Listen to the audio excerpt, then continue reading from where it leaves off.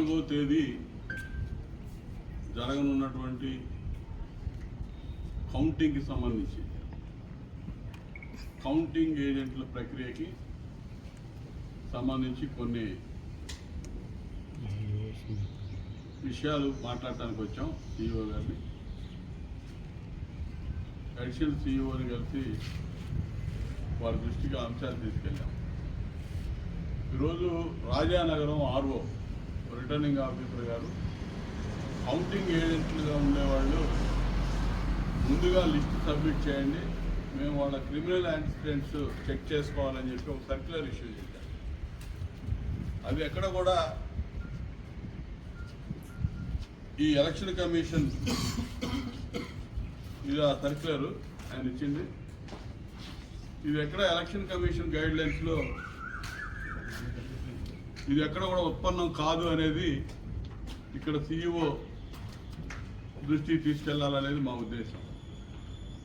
ఇదే విధంగా పోలింగ్ ఏజెంట్లుగా ఉండేవాళ్ళని కూడా గతంలో క్రిమినల్ యాక్సిడెంట్స్ అడగాలని ఒక రూల్స్ వీళ్ళు ఫ్రేమ్ చేస్తే గతంలో మా తెలుగుదేశం పార్టీ ప్రతినిధి వర్గం సిఇఓని కలిసి మాట్లాడటం, ఎలక్షన్ కమిషన్ గైడ్ లైన్స్ ప్రకారం అటువంటి రూల్ ఏమి లేదు, అది కన్వెన్షనల్గా వస్తూ ఉంది అని ఆయన చెప్పటం, దానికి తగ్గట్టుగా ఒక గైడ్ లైన్స్ ఒక రిఫరెన్స్ కూడా ఇష్యూ చేశాడు, సర్క్యులర్ కూడా ఇష్యూ చేసింది ఆ రోజు ఇక్కడ సిఇఓ గారు.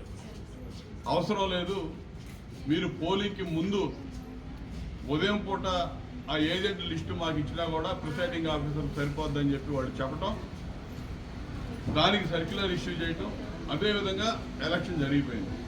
ఇప్పుడు మళ్ళా కౌంటింగ్ ఏజెంట్లకి అదే అంశాన్ని మళ్ళా తెర మీద తీసుకొచ్చారు కొంతమంది ఆర్ఓలు. దీన్ని మళ్ళా సిఇఓ దృష్టిలో పెట్టి అది అవసరం లేదు, ఎలక్షన్ కమిషన్ గైడ్ లైన్స్ ప్రకారం మీరు పోలింగ్ ఏజెంట్లు ఏ విధంగా అలౌ చేశారో అదే విధంగా అలౌ చేయాలనేది స్పష్టంగా ఉందనేది మళ్ళీ వారి దృష్టికి తీసుకెళ్ళి మళ్ళీ ఇంకో సర్క్యులర్ ఇష్యూ చేయమని అడగడానికి వచ్చాం మేము. అయితే వారు లేరు, అడిషనల్ సిఇఓని కలిసి ఈ విషయాలను కూడా చెప్పడం జరిగింది. వారు సానుకూలంగా స్పందించి సిఇఓ దృష్టికి తీసుకెళ్తామన్నాడు. ఎందుకు చెప్తా ఉన్నామంటే ఇంకా ఈరోజు పోలీస్ వ్యవస్థలో కొంతమంది అధికారులు ఇంకా తాబేదారులుగా జగన్మోహన్ రెడ్డి పనిచేస్తూ ఉన్నారు. ఇవాళ ఈ 5 సంవత్సరాలు కూడా తెలుగుదేశం పార్టీ నాయకుల్ని కార్యకర్తల్ని వేధించు తిన్నారు. వేల మంది మీద కేసులు పెట్టారు. ప్రతి నియోజకవర్గంలో కూడా యాక్టివ్గా ఉండే తెలుగుదేశం పార్టీ ప్రతి కార్యకర్త మీద కేసులు ఉన్నాయి. మాబ్ మొత్తం 100 మంది 200 మంది 300 మంది మీద పెట్టిన సందర్భాలు ఉన్నాయి. మా అధినేత చంద్రబాబు నాయుడు గారి టూర్లో అయితే కావాలని గొడవలు సృష్టించి వందలాది మందిని అరెస్ట్ చేసి మళ్ళీ అండ్ అదర్స్ అని దాన్ని ఎక్కడ ముగించరు, ఆ కేసును ముగించరు, అండ్ అదర్స్ అని చెప్పి క్వశ్చన్ పెట్టుకొని కూర్చుంటారు. అవన్నీ కూడా ఇవాళ మేము కొన్ని చోట్ల పోలింగ్ కౌంటింగ్ ఏజెంట్గా ఇచ్చేటటువంటి పేర్లకు సంబంధించి ఆ అండ్ అదర్స్లో వీళ్ళని కూడా చేర్చే ప్రమాదం ఉంది.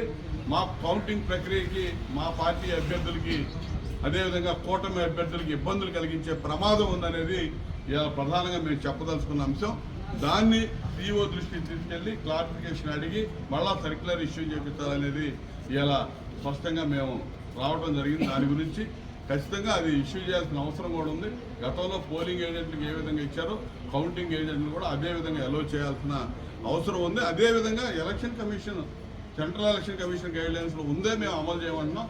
దాన్ని స్ట్రిక్ట్గా ఆర్ఓస్కి ఇవాళ రాజానగరం ఆర్ఓ ఏదైతే ఒక సర్క్యులర్ ఇష్యూ చేశాడో అది ఆ విధంగా వాళ్ళు ఇవ్వడానికి చెల్లదు ఆర్ఓలు అనేది సిఇఓ నుంచి వాళ్ళకి ఒక క్లారిఫికేషన్ వెళ్ళాలి అనే దాని మీద మేము వారి దృష్టికి తీసుకురావడానికి వచ్చాం.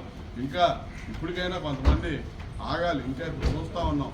ఆఫ్టర్ పోల్ ఏ విధంగా గొడవలు జరిగినాయో పోలింగ్ డే నుంచి కానీ తర్వాత రోజులు కానీ ఏ విధంగా అల్లరి సృష్టించి వైసీపీ నేతలు జగన్మోహన్ రెడ్డి ప్రోత్సాహంతో ఏ విధంగా పెత్తరిల్లుతూ ఉన్నారో వాళ్ళకి ఇంకా కొంతమంది పోలీసులు ఏ విధంగా కొమ్ము కాస్తున్నారో చూస్తున్నాం. కాబట్టి ఈ కౌంటింగ్ ప్రక్రియ కూడా సుజావుగా సాగాలి, ఎటువంటి ఇబ్బందులు లేకుండా జరగాలనే దాంతో మేము ఇవన్నీ కూడా వారి దృష్టికి తీసుకెళ్ళి మళ్ళీ ఒకసారి ఈ కౌంటింగ్ ఏజెంట్లకు సంబంధించిన ప్రక్రియ ఏ విధంగా తీసుకెళ్లాలనే దాని మీద వాళ్ళు స్పష్టమైన ఆదేశాలు ఇవ్వాలని చెప్పి ఈ సందర్భంగా మేము కోరుతాం.